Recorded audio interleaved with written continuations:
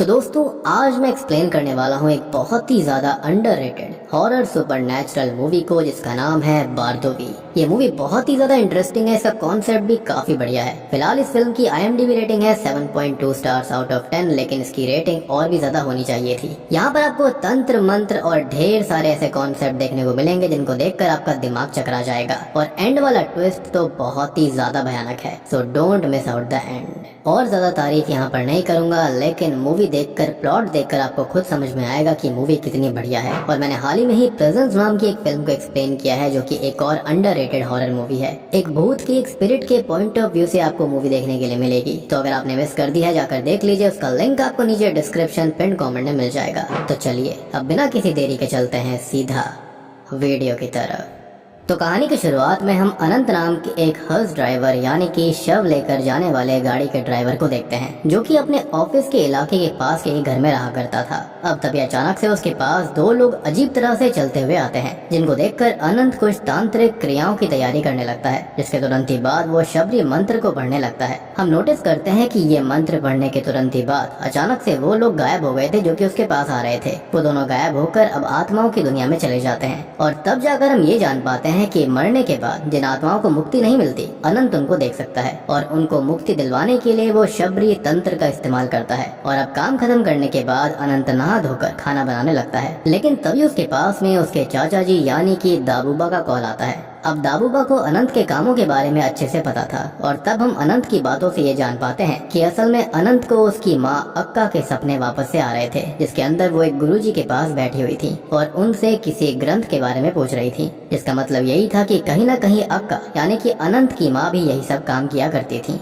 मगर दाबूबा के हिसाब से अक्का जो थी वो बहुत ही ज्यादा सीधी सादी लेडी थी, और उनका इन सब से कोई भी लेना देना कभी नहीं था। जिसके बाद में दाबूबा अनंत को अपने घर में रहने के लिए बुलाता है, मगर अनंत उसकी बात नहीं सुनता और कॉल को काट देता है। असल में अनंत को अपनी माँ की मौत के पहले का कुछ भी याद नहीं था, और इसलिए वो बहुत ही ज्यादा परेशान रहा करता। अब कॉल कटने के बाद में हम दाबूबा को देखते हैं, जो कि काफी ज्यादा परेशान लग रहे थे, जैसे कि वो अनंत से कुछ छुपाने की कोशिश कर रहे हों। खैर अब तभी वो कुछ सोचते हैं और किसी वेदांत नाम के आदमी को कॉल करते हैं, जहाँ पर उन दोनों की बातों से हम जान पाते हैं कि उन्होंने अनंत के बचपन से ही अनंत से बहुत सी चीजें छुपाई थी, पर शायद उन्हें अब उसे सब कुछ सच बता देना चाहिए, जिस पर वेदांत भी मान जाता है। मीनवाइल हम अनंत को देखते हैं, जो कि चलते हुए अचानक से अपने पुराने घर में आ गया था, जहाँ पर वो एक लड़की को देखता है जिसके आसपास ढेर सारा खून और एक छोटा सा संदूक था। तब वो अचानक से खड़ी होकर बारदो बोलती है और अनंत की आंख उसके बिस्तर पर ही खुलती है। अब यहाँ पर बारदो क्या था इसके बारे में अभी हमें कुछ नहीं पता। खैर अनंत को आजकल इस तरह के सपने बहुत ही ज्यादा आ रहे थे,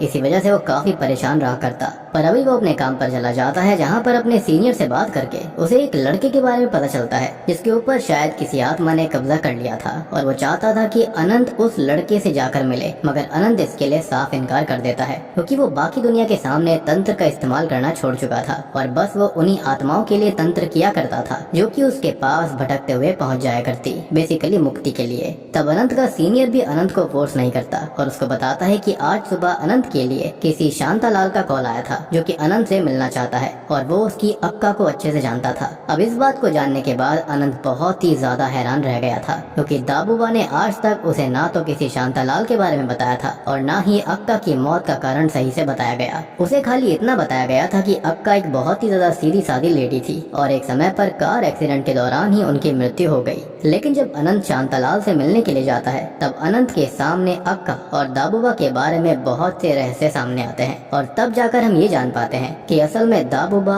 अक्का और शांतालाल तीनों ही अपने समय पर एक बहुत महान गुरुजी से तंत्र विद्या सीखा करते थे। अक्का उन सब में सबसे ज्यादा तेज थी, और उसे दाबूबा और शांतालाल से बहुत ज्यादा चीजें आया करती थी। दाबूबा अक्का को अपनी बड़ी बहन की तरह मानता था और उसके साथ ही रहा करता, पर अचानक से गाँव में एक दिन अक्का की मृत्यु होने के बाद में दाबूबा अनंत को लेकर शहर आ गया था। अब उस समय अनंत की हालत काफी खराब थी, वो ना तो कुछ बोलता था और ना ही उसे अपने पास्ट के बारे में कुछ भी याद था, जैसे कि उसके ऊपर किसी काली विद्या का बहुत बुरा असर हुआ था। शांतालाल ने दाबूबा से सच्चाई जानने की बहुत कोशिश करी थी, लेकिन दाबूबा ने उसको ज्यादा कुछ कभी नहीं बताया, और वो बस एक संदूक जिसके अंदर अक्का के कुछ ग्रंथ थे वो शांतालाल को संभालने के लिए देकर वहाँ से निकल गया। पर क्योंकि अब शांतालाल की हालत बहुत ज्यादा खराब थी और कुछ ही समय में वो खत्म होने वाला था, इसलिए उसने अनंत को वो ग्रंथ वापस करने के लिए बुलाया था। अब शांतालाल बताते हैं कि वैसा ग्रंथ उन्होंने अपनी जिंदगी में कभी भी नहीं देखा और ना ही वो उसको समझ पाए थे, इसलिए वो अनंत को उसके बारे में कुछ बता नहीं पाते। अब ये सब जानने के बाद में अनंत बहुत ही ज्यादा हैरान रह चुका था,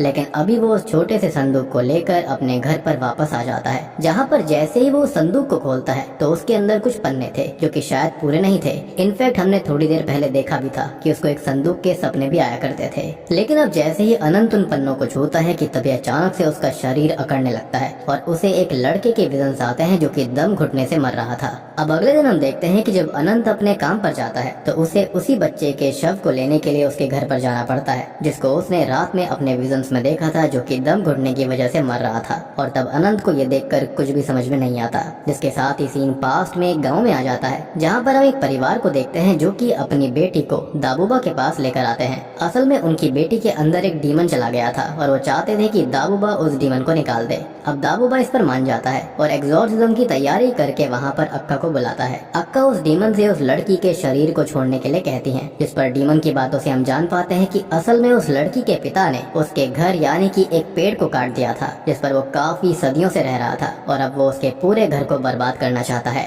अब साथ ही साथ वो डीमन अक्का की कुछ शक्तियों को महसूस कर ये बताता है कि अक्का काली दुनिया के बारे में जानना चाहती है, राइट, और बार्दो को सिद्ध करना चाहती है, जिसकी इजाजत उसके गुरुजी ने उसको नहीं दी थी। और बार्दो ग्रंथ उसके गुरु के पास ही था, जिसकी मदद से ही अक्का काली दुनिया के बारे में सब जान सकती थी। लेकिन बार्दो उसके पास ना होने के बाद भी उसने बहुत सी काली शक्तियों को सीख लिया था और वो उनके बारे में और ज्यादा जानना चाहती थी। लेकिन अब अक्का उस डीमन से अपने बारे में ज्यादा नहीं सुनना चाहती थी, इसलिए वो एग्जॉर्सिज्म की मदद से उस डीमन को लड़की के शरीर से बाहर निकाल कर एक गड्ढे में कैद कर देती है। अब उस लड़की के घर वाले अपनी बेटी को वहाँ से लेकर चले जाते हैं और तभी हम शमा को देखते हैं, जो कि अक्का की बेटी थी और अक्का उससे छुप कर ही एग्जॉर्सिज्म और बाकी चीजें करा करती, ताकि शमा के ऊपर उसका कोई भी बुरा असर ना पड़े। और इसलिए शमा को एग्जॉर्सिज्म करने वाले रूम में जाना भी अलाउड नहीं था। लेकिन हम शमा की बातों से ये जान पाते हैं कि वो जानना चाहती थी कि उस रूम में आखिरकार होता क्या है और वहाँ पर रखा क्या हुआ था। मगर अभी अक्का उसको थोड़े गुस्से में उस रूम में जाने से साफ इनकार कर देती है और उसे सुलाने के बाद में खुद उस रूम में जाकर गड्ढे से डीमन को बाहर निकालती है और वापस से ध्यान में लग जाती है। उसके ध्यान से बाहर आने के बाद दाबूबा उसके पास आकर उसे उस डीमन को आजाद करने के लिए कहता है, क्योंकि वो जानता था कि ऐसे डीमंस को अपने घर में रखना अच्छा नहीं होता और अक्का ने पहले ही ढेर सारे डीमंस को अपने घर में रखा भी हुआ था। मगर अक्का के हिसाब से वो डीमन काली दुनिया के बारे में सब जानता था और वो उससे उसके बारे में और जान सकती है, इसलिए वो दाबूबा की बात को भी नहीं मानती। इसलिए अब दाबूबा गुस्से में अपने काम में वापस से लग जाता है। खैर अब यहाँ से सीन वापस से प्रेजेंट टाइम में आता है, जहाँ पर अनंत दाबूबा से मिलने के लिए आया हुआ था, जहाँ पर वो दाबूबा को शांतालाल से मिला हुआ संदूक दिखाता है और उनसे अक्का के बारे में सारी सच्चाई पूछता है। अब पहले तो दाबूबा अनंत को कुछ नहीं बताता, मगर बाद में जब अनंत उनसे जिद करता है तो दाबूबा की बातों से हम कहानी को जानते हैं कि 20 साल की उम्र में अक्का ने एक किसान से शादी कर ली थी और उनका एक बच्चा था। पर अचानक से एक दिन अक्का के पति की बीमारी से ही मृत्यु हो गई, जिसके बाद से अक्का बहुत ज्यादा टूट गई थी और तब जाकर उसका मन एक बार उसको फिर से तंत्र मंत्र की तरफ ले गया वापस से, इसलिए क्योंकि शायद अक्का की माँ भी तंत्र मंत्र का इस्तेमाल करा करती थी, पर उसके बारे में अभी पूरी तरह से क्लियर नहीं करा गया है। मगर हाँ, शायद अक्का पहले से बहुत से तंत्र मंत्र के बारे में जानती थी और IMDb पर भी लिखा हुआ है कि अक्का और उसकी माँ तंत्र मंत्र के बारे में जानती थी। खैर अब वहाँ से ही उनकी मुलाकात दाबूबा और शांतालाल से हुई थी। अब क्योंकि अक्का तंत्र मंत्र में बहुत ज्यादा तेज थी और जल्दी से चीजों को सीखा करती थी, इसलिए गुरुजी ने उन पर भरोसा करके उसको और भी कई गुप्त विद्याओं के बारे में सिखाया था। पर बाद में अक्का उन शक्तियों का इस्तेमाल काली दुनिया में जाने के लिए करने लग गई थी और वो बहुत ही ज्यादा उत्सुक होकर काली विद्याओं के बारे में जानने की कोशिश करने लगी। वो असल में बार्दो मंत्र के बारे में